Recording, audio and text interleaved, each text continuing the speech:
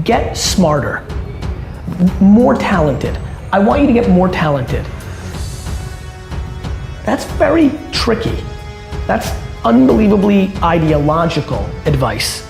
If I said, look, 2 extra hours of work actually has an impact on your success if that's what you're trying to achieve, that's practical. You don't have to, but it's controllable. Work ethic is controllable. Being born with talent is not.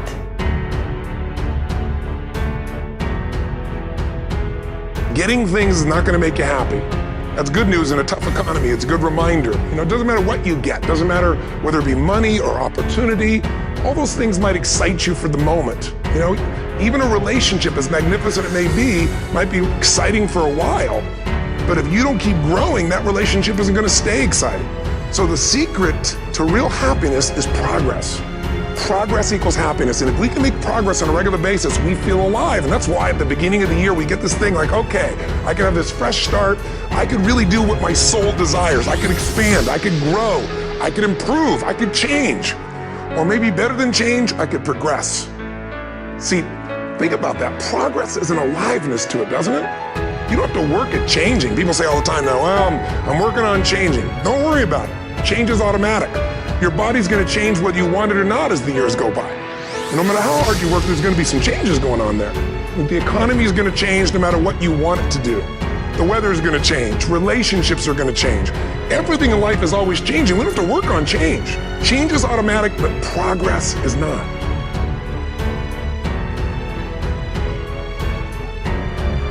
See, I accepted a long time ago I wasn't the smartest, the best looking, the fast enough, with the best background, the most connections. I didn't have any of those things. What I could control was my work ethic. You've heard me speak many times about outworking everybody, but I think that just feels good when we hear it, but most people don't take it seriously. If you think that I have a little bit of success in my life, I can tell you what I attribute it to. Yes, self-confidence, yes, mindset, visualization, goals, all the things I talk about all the time. Listening skills, influence, energy transfer, how to be happier, all of that stuff applies. When you get to winning, for me, it's come down to maxing out. And what maxing out means is you do one more at least than you think you're capable of. So when you're done, whatever you're doing, whether it's at the gym or phone calls or meetings or in sports, one more shot, one more throw, one more swing of the golf club or the baseball bat, the separator is for the winners, they do one more. I'm addicted to one more. And so I want your mantra going forward to be one more. What does that look like if we're working out? That means when we're in the gym and we say, I'm gonna do 5 sets of 10, I'm crazy. Like I'm a psycho because I wanna win. I wanna be somebody. I wanna separate. I wanna compete. And the way I do that isn't with my giftedness, because I wasn't born with a bunch of gifts. And I think gifts are crap. I think for the most part, gifted people struggle in life because things come easy to them. I like that things haven't come easy for me in my life. I like that I don't have natural talents in every area. And maybe you like that about you too. Maybe you've looked at yourself all your life and thought, man, I don't have that natural beauty or that natural talent or this gift for creativity or intellect or humor. I don't have any of those things. But what I got is I will outwork you. And so at the gym, one of the things I focus on, they say it's 5 sets of 10. When I'm at 10, I go one more, bam, 11. If I'm running on the treadmill and it's a 45-minute run, I never finish at 45. I always go one more minute, 46. If I'm at the office and I'm supposed to make 25 phone calls that day, when I'm at the end of the day, I always do one more. If I've got meetings, I always do one more. My mantra for 3 decades in business has been one more. Why? Because we get out of life what we think we deserve. And I'm the kind of guy that I know when you do 45 minutes on the treadmill and I do 46, I deserve to be fitter. I know that when I'm lifting weights and I watch you do 5 sets of 10 and every single time I do one more. When it's a set of 5, I do 6. When it's a set of 8, I do 9. When it's 45 on the treadmill, I do 46. When it's supposed to be 20 phone calls, I make 21. When it's supposed to be an 8-hour workday, I work 9. Whatever it is, I always do one more. And what that does is it makes me eventually think I'm doing things other people aren't willing to do, so I should get things other people aren't going to get.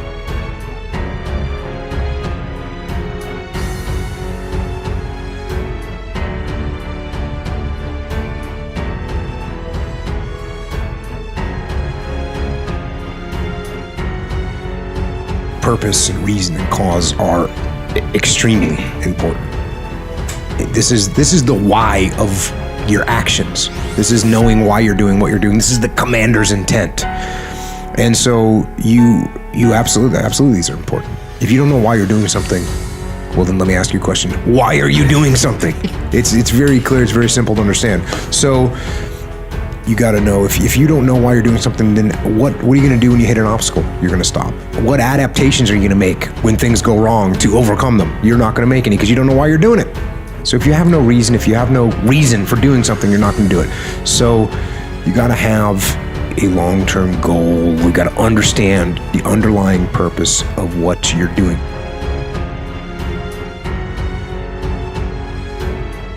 You know who you have control over? You.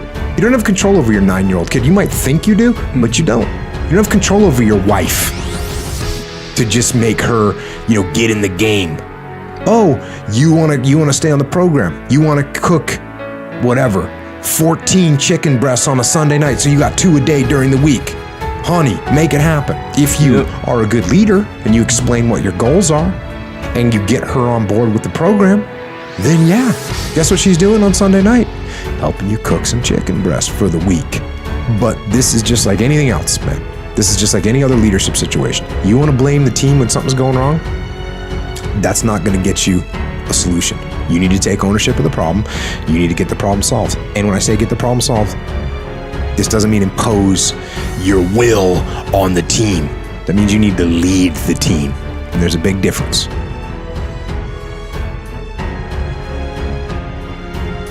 My biggest advice to give everybody in the world is, like I say, we live in an external world.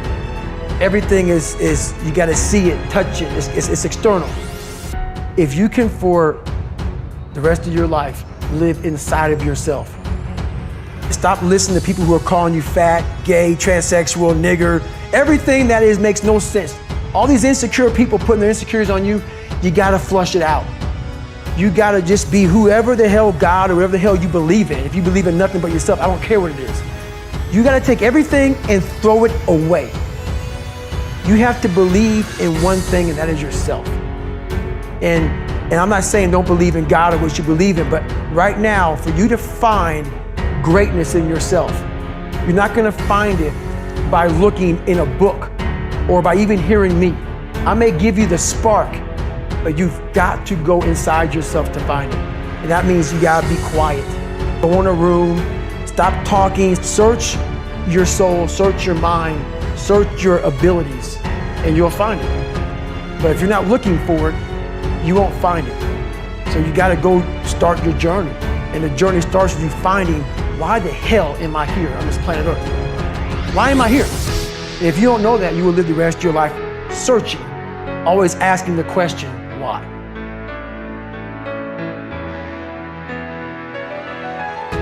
Most of this generation quits the second they get talked to. You did this wrong, or they get yelled at. It's so easy to be great nowadays because everybody else is, most people are weak.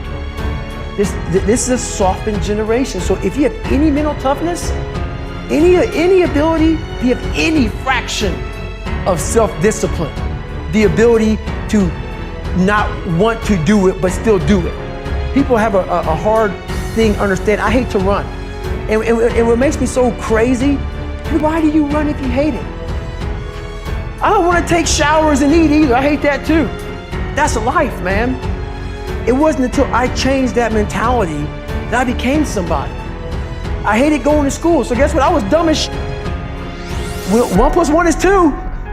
But if you can get through to doing things that you hate to do, on the other side is greatness.